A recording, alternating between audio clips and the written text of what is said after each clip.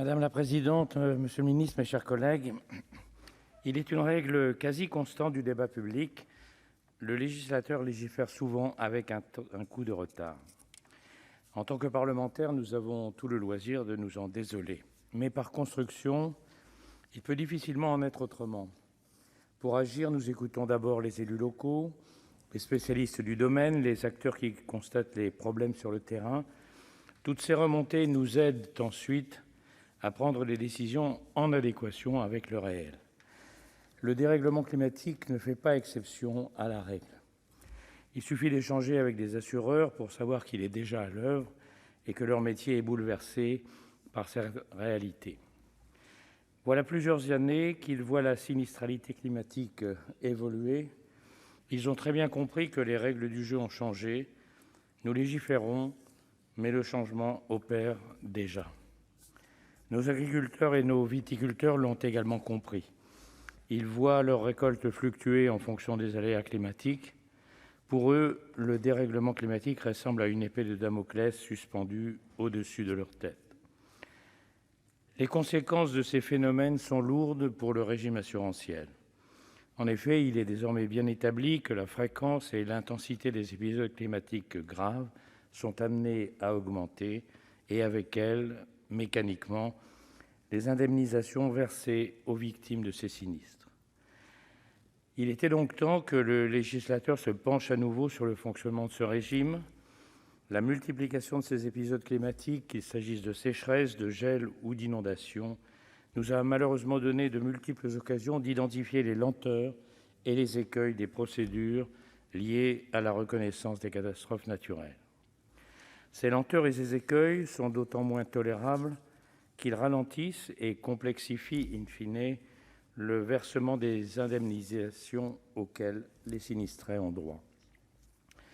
Je me réjouis donc que le Sénat et l'Assemblée nationale aient trouvé un accord sur cette proposition de loi visant à définir les dispositions préalables à une réforme de l'indemnisation des catastrophes naturelles.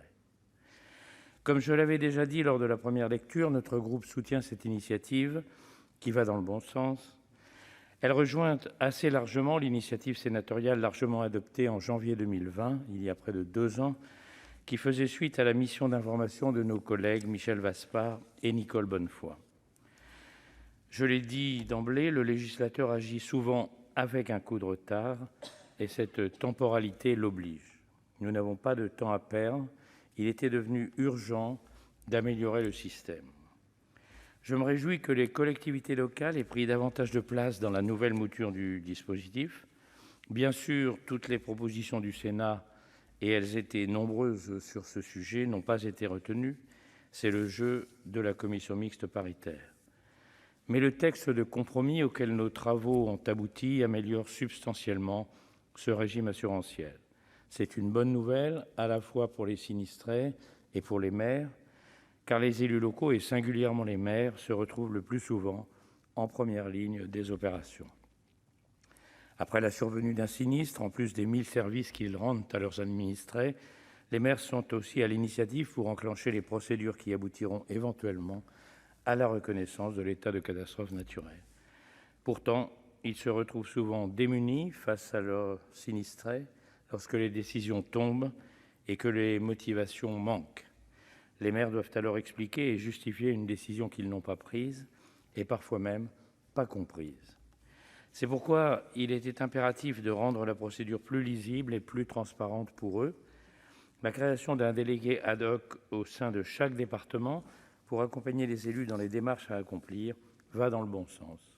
C'est une réponse concrète pour aider les élus à mieux jouer leur rôle de courroie de transmission entre citoyens sinistrés d'une part et administration décisionnaire d'autre part. Enfin, je regrette que le crédit d'impôt pour la prévention des aléas climatiques proposé par le Sénat ne figure pas dans le texte final. Certes, le dispositif n'était peut-être pas suffisamment abouti et il aurait pu représenter un coût très important pour les finances publiques. Mais je crois que la piste mérite d'être explorée plus avant et nous devons remettre l'ouvrage sur le métier pour élaborer au plus vite un mécanisme opérant. Comme je l'ai dit, nous risquons trop souvent d'agir en retard pour nous permettre de temporiser sur les mesures nécessaires. Vous l'aurez compris, mes chers collègues, le groupe Les Indépendants approuve le texte issu de la commission mixte paritaire, qui apporte de nombreuses avancées et devrait permettre d'améliorer significativement le régime des catastrophes naturelles.